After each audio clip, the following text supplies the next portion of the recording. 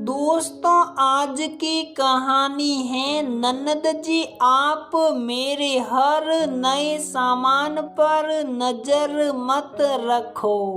दोस्तों, कहानी शुरू करने से पहले अगर आपने हमारे चैनल को सब्सक्राइब नहीं किया है तो सब्सक्राइब कर लीजिए ताकि आपके पास पहुंचे हर नया वीडियो। शिल्पा, तुम्हारी ये अंगूठी तो बहुत सुंदर लग रही है। हाँ जीजी, तुम्हारी मम्मी ने दी। हाँ जीजी, मुझे बहुत सुंदर लग रही है, लाओ जरा पहन कर देखूं। जीजी, सुंदर तो मुझे भी अपने हाथ पर बहुत लग रही है, एक बार पहन कर देख लूंगी तो क्या कुछ आफत आ जाएगी जीजी? आफत नहीं आ जाएगी, लेकिन पिछली बार आपने टॉप्स भी यही कह कर लिए थे। देख तो लो जरा, मुझसे एक अंगूठी के लिए जबान लड़ाई जा रही है। जीजी, जबान नहीं लड़ाई जा रही, लेकिन आप खुद ही सोचिए कि मैं आपको क्यों नहीं दे रही हूँ। आप टॉप्स वाली घटना भूल गई क्या?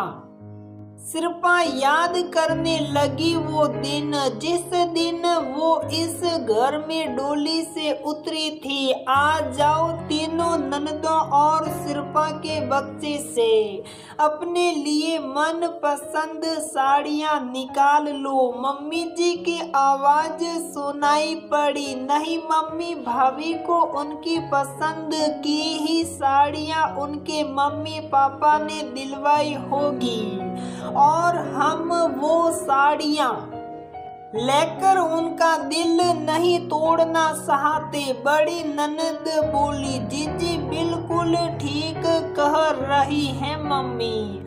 आखिर इस बात का दर्द हम लोगों से ज्यादा कौन जानता होगा जब हमारी ही आंखों के सामने हमारी ननदें हम लोगों की मन पसंद साड़ियाँ ले गई और हम लोग कुछ भी नहीं बोल पाए। सबसे छोटी ननद बोली, अच्छा तो मुझे भी नहीं लगता, लेकिन पता नहीं क्यों ये रिवाज बनाई गई। माधुरी के शब्दों में अफसोस झलक रहा था। शिल्पा को अपनी सासू माँ और ननदों की बातों से बहुत सुकून पहुँचा। मैं तो ये नेग अपना बिल्कुल भी नहीं छोड़ूंगी, लेकिन तभी शीला झट से उठ खड़ी हुई और हाथ नचाते हुए बोली, और जो सबसे खूबसूरत साड़ी थी उस बक्से में उसे निकाल लिया। शिल्पा आह भर कर रह गई क्योंकि ये साड़ी खास मम्मी उसके लिए अपने मायके बनारस से लाई थी। कोई बात नहीं, चलो मम्मी से कहकर ऐसी दूसरी मंगवा लूंगी। ये सोच कर शिल्पा ने मन में संतोष कर लिया। दूसरे दिन शिल्पा उमेश के साथ हनीमून पर निकल गई। खूब मस्ती की उमेश के साथ और 10 दिन कैसे निकल गए पता ही नहीं चला। जब लौट कर घर वापस आई तो सभी मेहमान जा चुके थे। घर पर रह गई मम्मी और शीला दीदी जो शायद इस घर से कभी नहीं जाएगी, क्योंकि पापा ने बताया था कि एक ननद तुम्हारी ससुराल छोड़कर यहीं पर रहती है, तो फिर मैं नहीं ब्याहूंगी उस घर में अपनी शिल्पा को। मम्मी शायद अपनी बिटिया के आने वाले जीवन से चिंतित हो उठी। क्या बेवकूफी वाली बातें करती हो शिल्पा को। उमेश से अच्छा लड़का शायद ही मिले और तुमने उसको बिल्कुल अपनी तरह स्वभाव संस्कार दिए हैं और अपनी शिल्पा है ही इतनी समझदार कि सबके साथ बहुत अच्छी तरह से निभा ले जाएगी। और फिर माधुरी जी भी काफी समझदार हैं। पापा ने मम्मी को आश्वस्त किया। हाँ, ये बात तो खैर है कि अपनी शिल्पा में स्वभाव संस्कार तो कूट कूट कर भरे हैं। मम्मी आश्वस्त हो गई और शिल्पा इस घर की बहू बनकर आ गई। शिल्पा को कोई आपत्ति भी नहीं थी शीला दीदी से। माधुरी जी तो किसी बात को लेकर टोका टाकी नहीं करती, लेकिन शीला दीदी बिना वजह उसके हर काम में मीन मेक निकाला करती। फिर भी शिल्पा उनकी हर बात को बहुत ही प्यार से स्वीकार कर लेती।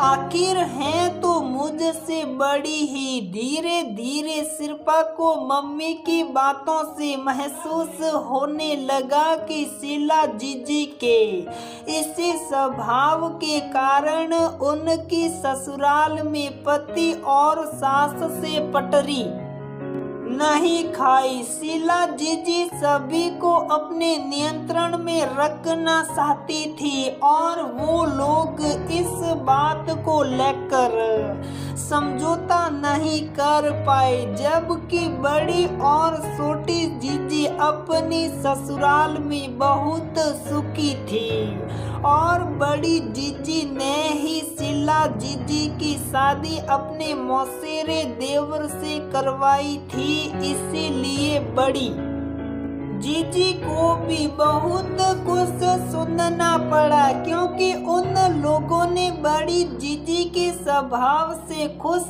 होकर शीला जीजी को अपनी बहू बनाने की इच्छा जताई थी। लेकिन शीला जीजी तो बिल्कुल बड़ी जीजी की उलट, और एक बार शीला जीजी यहाँ आई तो फिर दोबारा गई ही नहीं। मम्मी पापा ने बहुत समझाया, लेकिन शीला जीजी यही बोली कि मैं किसी के दबाव में नहीं रह सकती। अगर वो लोग मुझे स्वसंद रहने दे तो मैं ससुराल जाऊंगी, अन्यथा नहीं। और जिद पर अड़ गई और तब से शीला जीजी मायके की ही होकर रह गई। लेकिन शिल्पा तब बहुत दुखी हो जाती जब वो कोई भी अपना मन पसंद सामान लाती खरीद कर। शीला किसी न किसी बहाने उससे ले लेती, यहाँ तक कि मायके से भी कुछ मिलता तो उस पर भी अधिकार जताने में पीछे नहीं हटती। शिल्पा ने उसका भी काट निकाला और हर सामान दो दो लाने लगी। बस थोड़ा सा ही फेर बदल होता रंग रूप में, लेकिन जो सामान शिल्पा अपनी पसंद का लाती उन्हें वही पसंद आ जाता। पिछली बार जब शिल्पा मायके गई तो मम्मी ने उसके मन पसंद मीनाकारी के बहुत सुंदर टॉप्स बनवाए। वो पहनकर जैसे ही शिल्पा घर आई तो शीला की निगाह उस पर अटक गई और जब तक शिल्पा से उतरवा कर पहन नहीं लिए तब तक उसके पीछे ही पड़ी रही। शिल्पा मुझे ये बहुत सुंदर लग रहे हैं, तुम अपनी मम्मी से कहकर दूसरे बनवा लो। शिल्पा का इतना सुनते ही एकदम से सहरा उतर गया। जीजी जिस कारीगर ने ये बनाए थे अब तो वो इस दुनिया में भी नहीं है। शिल्पा दुखी होकर बोली, तो कोई बात नहीं, इन्हें मेरे पास ही रख के रहने दो, जब तुम्हारा मन हो तो मांग कर पहन लेना। मन ही मन रोकर रह गई सिरपा।